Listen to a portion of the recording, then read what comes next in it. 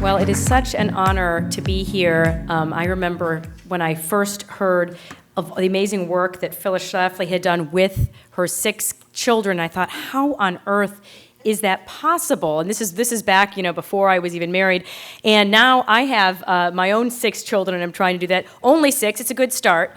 And so I really see she was such an inspiration for me of thinking, you know what?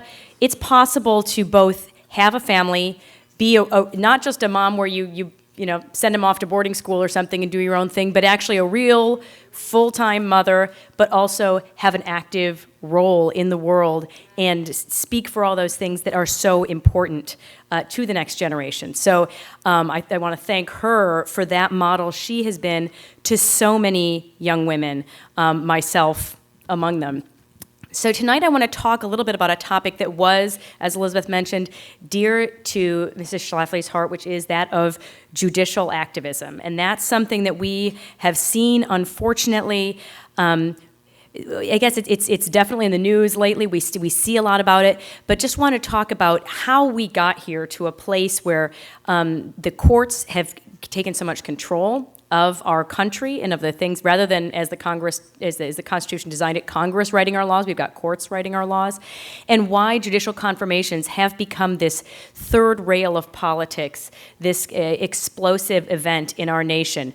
You all saw it happen last year with Brett Kavanaugh's confirmation, and unfortunately, we are beginning to see it unfold again. I think it's funny to watch how it's impossible for them to let these things go. I found a great quote that Phyllis Schlafly said in 2016. This is right around just after Justice Scalia had passed away, and she was talking about people still bringing up, even in 2016, the stuff about Clarence Thomas. She said most people would get over a defeat that occurred nearly 25 years ago, but feminists hold grudges forever. So, yeah, we're seeing that played out in real time.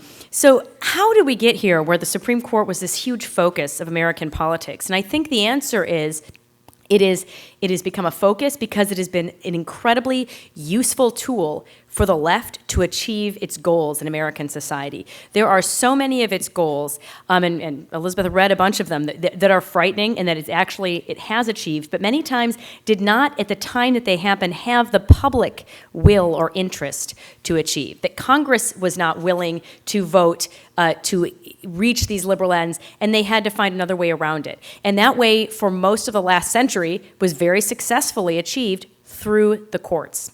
For a long time, even the Republicans didn't realize, I think, what was happening. The courts were viewed by Republican presidents as well as Democrats. Well, the Democrats were doing a great job on getting liberals on the court.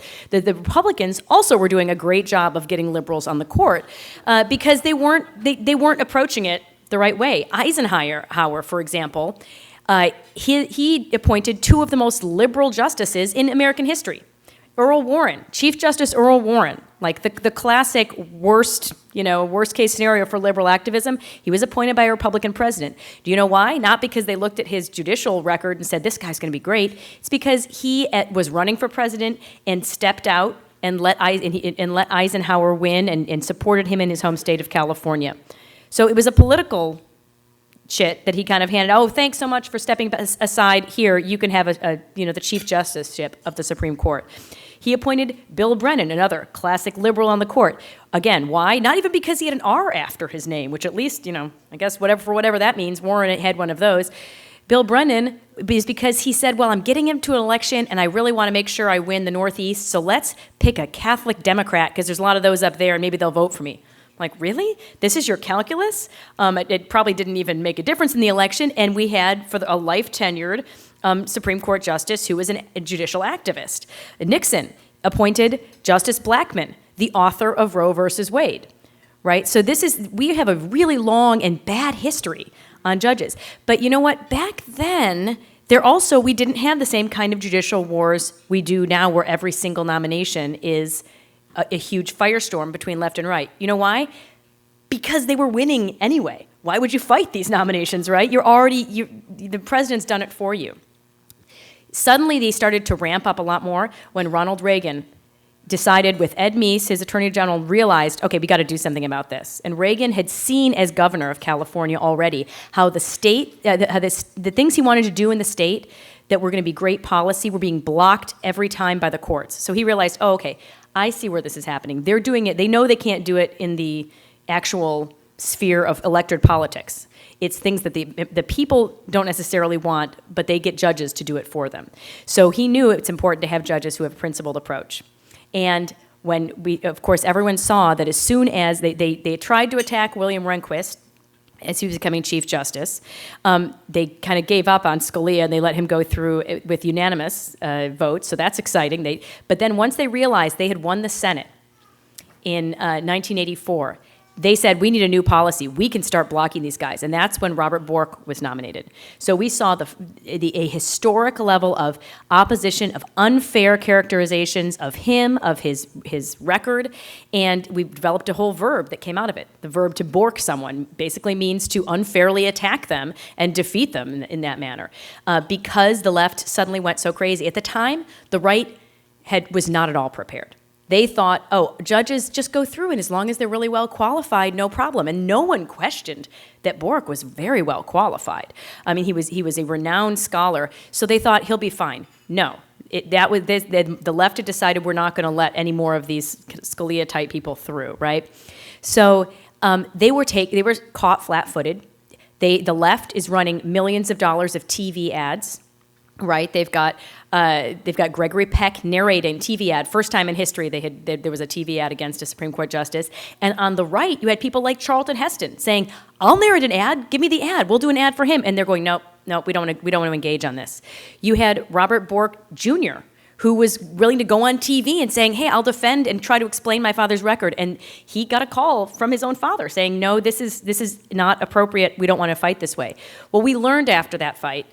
You cannot just lay back and let them do it because they have money. They had hundreds of groups organized to defeat this nomination, and it succeeded. And as a result, afterwards, we ended up with Anthony Kennedy. So imagine the difference historically if we'd had Robert Bork in the court versus Anthony Kennedy. It worked. There was still a Republican nominee, but they certainly succeeded in changing the kind of nominee we had.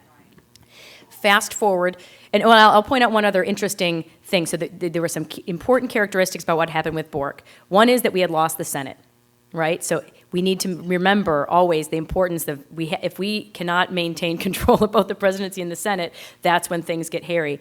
The other important issue, and we found this if you look historically over judicial nominations, it was a swing seat he was replacing. The biggest factor here is the court hung in the balance. If they realized if Bork was replacing Powell, who was a swing vote, they could really shift the court dramatically, and that's when things heat up.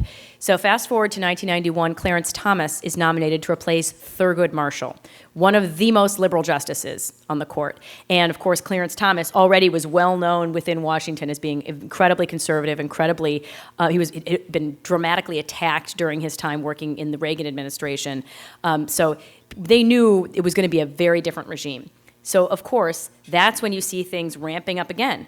They launch these attacks on Clarence Thomas even before the Anita Hill thing. It's actually shocking how similar it is to the Kavanaugh trial. My daughter, my 13-year-old, read the Justice Thomas's autobiography, My Grandfather's Son, which I highly recommend this summer. And she said, "Oh my gosh, Mom, this is exactly like Kavanaugh." And it's kind of unsettling how many parallels there are. But they tried to attack him and misconstrue his record initially, and when that didn't work, there were allegations brought in, and then they were leaked from the Senate Democrats. Surprise! Anything sound familiar? Then they went into a circus of hearings. Yep, this is sounding kind of familiar. There was no corroboration. In fact, her story changed a few different times. So it's exactly the same playbook, and that's what they did to try to defeat him. Amazingly, he was actually confirmed. And got onto the court. But we learned a lot during that process, too. We learned that there's nothing they won't sink to. We learned that they'll make up stuff, they'll come after you personally if trying to misconstrue your record isn't enough. Fast forward then to Brett Kavanaugh's confirmation. It was one thing that Molly and I learned that was so important watching this process is that the people who had learned from history were the ones who were, in often cases, key to making this confirmation possible. So it was people like Don McGahn, the White House counsel. He described watching the Thomas hearings as this incredibly formative moment of his life as a lawyer. So when these kind of things started coming out, he saw it in that lens, going, "Oh, this is the Thomas hearings again." Leader McConnell, he knew and had been in the Senate through Bork, through Thomas, and so he saw this coming and knew what to expect when this is happening. Senator Grassley, who was chairing the Judiciary Committee, he specifically talked about, he said, we were trying to figure out how do we run this so it doesn't turn into the same kind of circus that Thomas and Hill's hearings happen to be. And actually, Grassley and McConnell, for that reason, were trying to avoid having hearings in the first place, because they said, we can't have every single person who alleges something jump into a hearing, and we saw how that turned into a crazy process for Thomas. It was some of the younger senators who hadn't lived through that themselves who said, "Oh no, we have to have a hearing on everything." And they said, "Well, does that mean the next time someone makes a crazy allegation, we have to have a hearing for them too?" So it's interesting. Some of these people who saw it and lived through it, they had a real backbone, and I think that's part of what helped him make it through the process. And going back to some of the feminine genius of Phyllis Schlafly's, there were also the reason his nomination succeeded was really due in so many cases to incredibly brave women. And I want to just talk about a few of those women who made a major difference. One of them is Ashley Cavanaugh. She was such an inspiration to learn about. She is a woman of prayer. We learned about how before his confirmation, or for his nomination even, she had already been through a tough process at the D.C. Circuit with her husband's confirmation. She was literally praying, "Let this cup pass from me. I don't want to have to go through this again." And of course, she didn't have any idea how bad it would really get. But through the process, we talked to so many of her friends who said she was the one going through it much more closely, and yet she was giving us support. She was encouraging us, and she'd be sending around prayers. They'd be sending around different pieces of worship music they were listening to, and she just was a real force. She had worked in the White House. She had the desk right outside President Bush's office, and she was there on 9/11. So she had the experience of having to live through a major crisis and continue to push forward when you're scared. They didn't know if the White House was going to be targeted, when you're being attacked from every side. She would find a Bible verse that meant something to her, write on a Post-it and put it in her desk, so that when she started feeling discouraged, she'd go back and look at that. And the same thing happened during this process. And the verse that she had found that really meant a lot to her.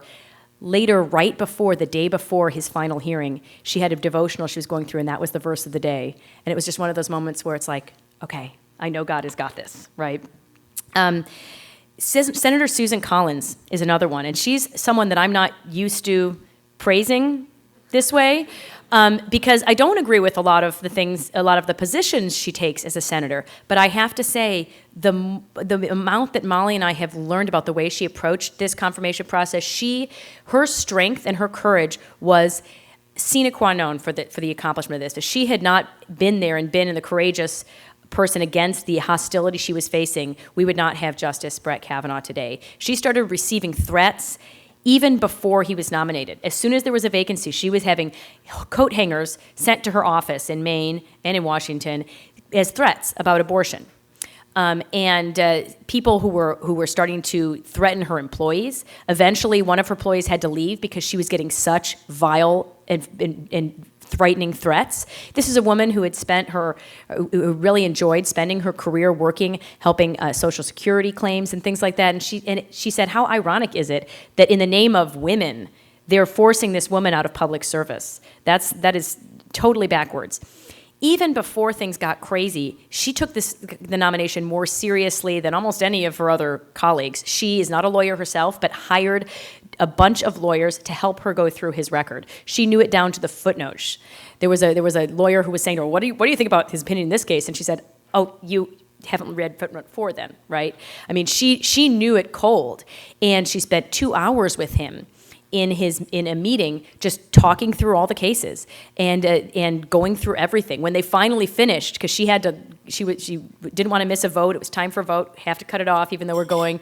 And then Judge Kavanaugh said, "Oh well, we can come back and meet and again, and all of his team is like, no, you made it through. This is a tough one. Don't go back into the lion's den here. But it's interesting because she did agree to let's continue this discussion, and the date they set up to discuss it was that Friday in September, which was the right before the Christine Blasey Ford allegations came out, but after they were already rumored about. So she was one of the first people who got to ask him, what is this about? What's going on here? And that was really key to her understanding his position on it. And she also came in with a appropriate level of concern and looking into things, but also skepticism. She said she looked at the date in that letter and said, it's September. And this letter says July. Why are you holding on to this letter this whole time? Is something odd going on here? Why would Senator Feinstein not release this letter? And so through the process, she was very systematic, and anyone who watched her speech that Friday afternoon before the vote, I think, saw one of the more systematic approaches to due process. She went through his whole record. She talked about the actual evidence in the case. And instead of letting, like many people would say, of course, women are these passionate, emotional ones versus the rational men. Well, I think a lot of the rational men in the Senate got a real lesson from her that day. She was an absolute stateswoman and really went through in a very systematic way, and ultimately took a vote that, we'll see what happens in 2020, but there are a lot of people still angry with her. So it was a vote she was politically vulnerable on, but I think it was the right vote, and you could hear in her own voice the confidence that she had, that she was doing the right thing as hard as it was. Rachel Mitchell is another woman who I think did not get enough credit during the process. This is the woman the prosecutor from Arizona who was called in to question Christine Blasey Ford during that reopened hearing because the Judiciary Committee at the time had only men on it. They didn't want that optics of a man questioning her. She was ridiculed by people. She was made fun of on Saturday Night Live. She was, people said, oh, she's just kind of blah. She's not really answering these questions. Well, this is a woman whose whole job is questioning victims of sex crimes, trying to find out the real truth. And she said when they interviewed her, if you want a bulldog, I'm not your man, or I'm not your woman. Because that's not what I'm going to do. I have to go back and talk to victims as my day job. I want to get to the bottom of this and find out what's the truth here.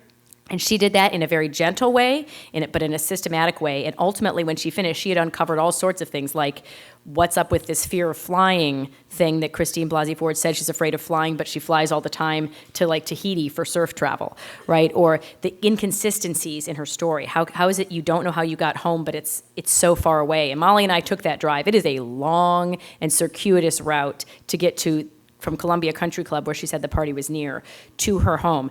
I don't think there's sidewalks the whole way. I don't think there's lights the whole way. You can't walk home from that thing at night. So you had to get home somehow. How did you get home? She uncovered so many of these inconsistencies and then presented it to the Republican members of the Senate the next day. She said that not only is that not enough evidence to convict him, this isn't really enough evidence to get a search warrant. This is a very weak story. She got a standing ovation from that crowd and was very influential on some of those really key swing votes in the Senate. So I think her work deserves a lot of credit. And then finally, Leland Kaiser. She is one of the bravest women that we got to meet in this story. She's the woman who was a friend of Christine Blasey Ford's. She herself is a lifelong Democrat, very liberal, did not want Kavanaugh on the court. But when she heard that she was being mentioned as someone who was at this party, did not remember any of it. And she said that. She said she wanted to support her friend, but she didn't remember it. But then later received a whole lot of pressure from their common friends to change her story. And we reported on that, and I gotta say, that's one of the few things that this new New York Times book on Kavanaugh got right. And they actually got some on-the-record quotes from her on this, elaborating on how she felt this story didn't even add up. It was not the kind of party they went to. She was often the designated driver for Christine Blasey Ford, but she did not have any memory of anything like this. The story just didn't add up to her. And her friends were threatening to disclose information about her own history with addiction and things like that to try to convince her to change her story, she said, oh no, this whole thing stinks to high heaven. I have very little confidence in this story. That has been incredibly difficult for her. It's caused an increase in some of the health problems that she's suffering from. It's caused her to lose a lot of friendships. It's not even what she wanted to see happen politically, but she knew that she had to stand for what was true, and that commitment to the truth, I think, is something that we all can really celebrate and thank her for. Meanwhile, Christine Blasey Ford, for example, had this GoFundMe where she raised almost $1 million for her security detail and whatever else. Leland Kaiser's son started one. I think it's got a few hundred in it. So you think this is what the people around them are supporting. Everyone is praising her, but Leland then got a lot of friends lost as a result of the process. So, looking at this recent book, and I think a lot of you probably have seen the coverage of it. There's stories they tell only half of. They tell the part that makes Cavanaugh look bad, but they don't tell all the part about, the woman doesn't believe it. Or in some cases, the woman claims this never happened, but we're still going to print the story anyway, even just because it makes him look bad. There was a great quote that Ryan Lovelace, a reporter, uncovered from Deborah Katz. This is Christine's lawyer, that talks about what their goal was in this whole effort. And it wasn't that they knew they were going to be able to defeat him. They thought it was a decent chance they weren't. But she said, he will always have an asterisk next to her name, and specifically said that they wanted that when he takes a scalpel to Roe versus Wade, that we know who he is now. And I think it's important that we know, and that's part of what motivated Christine, she says. So we know that this was part of their goal, was to delegitimize him. We have Anita Hill. There's a new documentary that Fox Nation's putting out, and there's a story that one of the senators involved tells of talking to Anita Hill afterwards, and she says, "I was pushed forward by the abortion lobby. I didn't want to come forward, but they wanted me to come forward." There's this theme going out through this. They're willing to do anything to attack people because that is so important to the left. It's one of these many areas where the court has taken over something that belongs in the hands of the people, and they will do anything to defend that decision and these other decisions that have taken away the rights that are really ours under the Constitution. I think the efforts we've seen are particularly concerning because it's not just about attacks on Clarence Thomas or Brett Kavanaugh. It's really attacks on the independence of the judiciary. They would like to be able to threaten and intimidate judges so that they will rule the way they want, whether that means threatening them by saying, we're not going to let you on the court in the first place, or don't worry, you may have a life tenure, but we still can wreck your reputation. I think that's what they're trying to do. We have now Senator Whitehouse, who recently submitted an amicus brief to the Supreme Court saying, if you don't rule my way, we're going to maybe restructure you. We're going to pack the court with enough judges so that the conservatives will now again be in the minority. That's the level of just crass threats that we are seeing against the court, and it is a real threat to our own judicial independence. We need judges who are not going to be intimidated. It's about intimidating the next nominee as well, because imagine if you were on that short list and deciding whether you want to put your own reputation and career on the line, but not to mention that, your family, and knowing that all of them are going to be attacked as well. They want the best men and women out there not to want to put their families through that. I personally know people who've taken themselves out of consideration for important judicial positions because of those threats. And I don't want that to be the future of this country. I'll end, I guess, with a scripture passage that we learned was really important to Justice Kavanaugh during this process, and also had been important to Justice Thomas during his own confirmation process. Sunday, July 8th, was the day before Kavanaugh was nominated, and he was scheduled to be lector at his church for the 5:30 p.m. Mass. At this point, his team, there was this kind of almost primary season where he was trying to figure out who's going to be the nominee, and he had a team of clerks that were helping him. They've been working really hard, but they didn't think he was going to get the nomination. And he was on his way to Mass, and he was preparing and read the passage, and he was so moved by it, and he thought it really spoke to where he was, and sent it on to his clerks, saying, this is really significant. And it was a passage from 2 Corinthians, my grace is sufficient for you, for power is made perfect in weakness. It ends with, I'm content with weakness, insults, hardships, persecutions, and constraints for the sake of Christ. For when I am weak, then I am strong.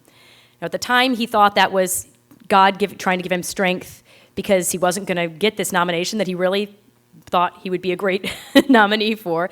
I think later he realized that he needed that even more strength than he had realized, and he needed it for the confirmation process.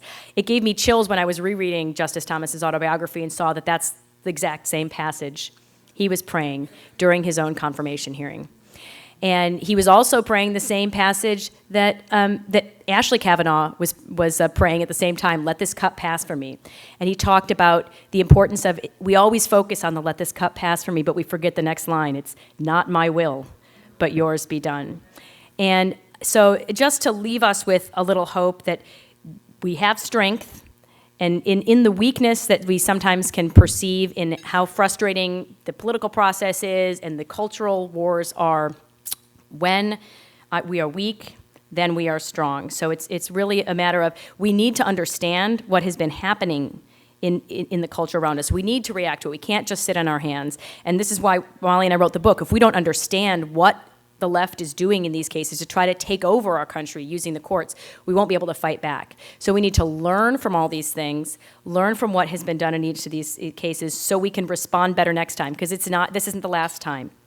We are going to need strength, not just for responding to the continued threats and intimidation against Justice Kavanaugh, but for whenever the next vacancy will be. It's going to be, especially if it's Donald Trump replacing someone who's on the left side of the bench. Can you imagine how upsetting this will be for the left? It will be complete meltdown. We have to be ready, but we can have confidence that when we are weak, he is strong. So thank you.